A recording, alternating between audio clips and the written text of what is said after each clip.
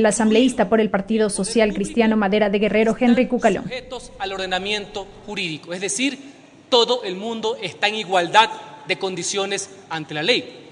La Asamblea Nacional, como primera función del Estado, está obligada a garantizar ese principio. Por eso estamos en este recinto parlamentario. Por eso estamos ante el altar de la patria.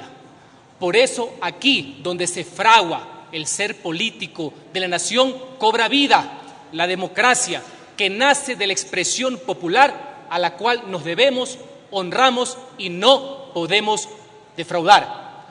Es innegable la imperiosa necesidad de contar con una nueva herramienta legal que norme los actos del sector público y del ejercicio de la función administrativa. El COTAD, por ejemplo, constituyó en un gran avance en el año 2010 a nivel local, a nivel de los gobiernos locales y básicamente en lo que se refiere al procedimiento. El día de hoy, la Asamblea tramita un instrumento veraz que le permitirá a los administrados contar con los elementos suficientes para evitar que la administración pública vulnere sus derechos, como lastimosamente ha pasado a lo largo de las décadas en lo que se refiere a ineficiencia y abuso institucionalizado. El texto aprobado por la Asamblea en términos generales fue bueno. El veto, lamentablemente, retrocede en alguno de los aspectos, contrariando disposiciones expresas a favor de los derechos de los ciudadanos para dárselos al estatismo, que ha sido una práctica. En la Comisión de Justicia se ha hecho un trabajo importante y en los puntos más valederos se está pidiendo la ratificación del texto con el cual nosotros estamos de acuerdo, la bancada del Cambio Positivo. Voy a poner varios ejemplos del tema de los vetos. Artículo 101 en cuanto a la eficacia de los actos administrativos. Según el veto, equivocadamente y de plano, esa vigencia es a partir de la expedición y queda a criterio de la autoridad si puede ser o no con notificación. Primer acto de entrada, de discrecionalidad y obviamente una afrenta al Estado de Derecho. La Asamblea, la Comisión se ratifica que la vigencia es a partir de la notificación, lo cual protege los intereses de los administrados. El tema del silencio administrativo, que desde el periodo pasado en el COGEP fue motivo de una ardua y larga lucha.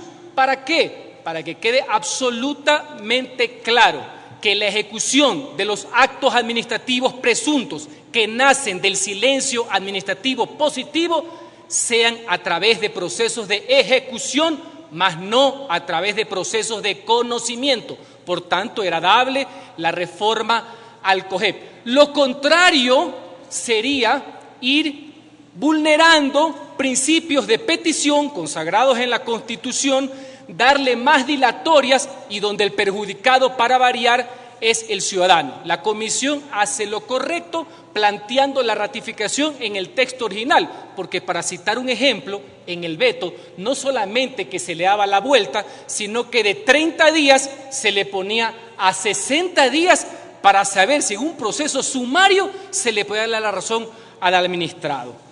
Pero así como hay avances notorios, y por lo cual vamos a votar a favor, también hay ciertas objeciones en las cuales se allanan y con lo cual nosotros no estamos de acuerdo.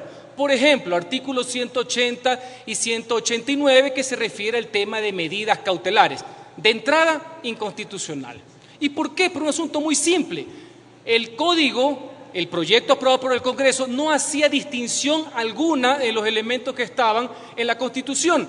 Y en el veto se lo circunscribe, se lo limita, básicamente en el artículo 66, que se refiere a los derechos de libertad, a los numerales 14, 19 y 22, dejando, por ejemplo, por fuera, más allá de respetables criterios de miembros de la Comisión, al artículo 21, que tiene que ver sobre todo el proceso expresamente judicializado de lo que es correspondencia y judicialización de todo lo que es la inviolabilidad, la correspondencia física y virtual. Por tanto, en esa parte, el veto, en nuestro criterio, es inconstitucional.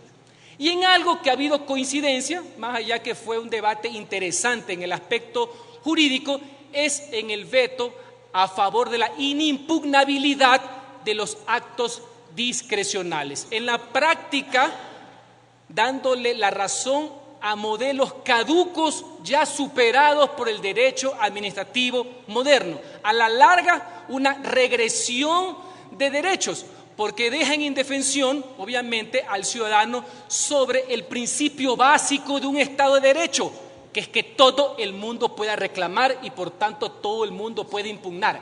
Se recuerda hace décadas esa famosa frase de la dictadura, que esto estará vigente en todo lo cuanto no contraríe los fines de puntos suspensivos, le llamaban revolución, dictaduras, etc. La razón de ser del Estado de Derecho es que todo acto deba ser sujeto a una impugnación. ¿Dónde está el matiz y lo interesante? ¿Cuáles son los actos que son por la vía constitucional? ¿Cuáles son por la vía de lo contencioso administrativo? ¿Cuáles en sede administrativa? De ahí es que considero, y dejé en actas expresado mi criterio en la comisión, que a lo mejor hay una confusión, deliberada o no. No creo que los abogados de la presidencia no sepan esto, en lo concerniente a la figura doctrinal del control de los actos políticos o de gobierno. ¿Y de dónde colijo aquello?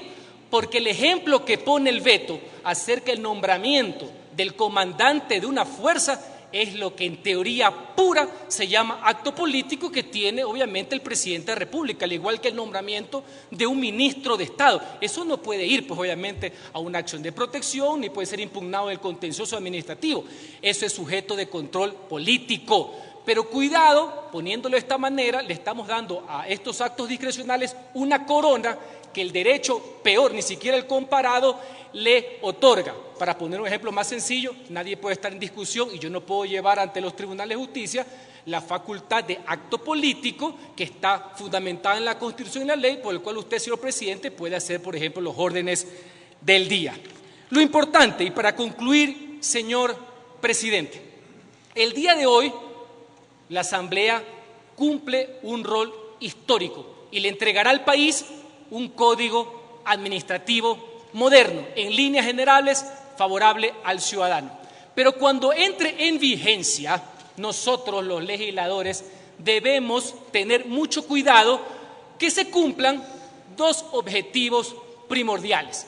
El primero, precautelar que los derechos de los ciudadanos en su accionar frente a la administración pública estén protegidos. Y el segundo, reducir al mínimo la facultad discrecional que tiene la administración. ¿Y por qué digo aquello? Porque, como bien dice la doctrina del derecho administrativo, discrecionalidad es igual a arbitrariedad. Y en eso, lastimosamente, la víctima siempre ha sido el administrado, por tanto, el ciudadano. Señoras y señores. Gracias, señora.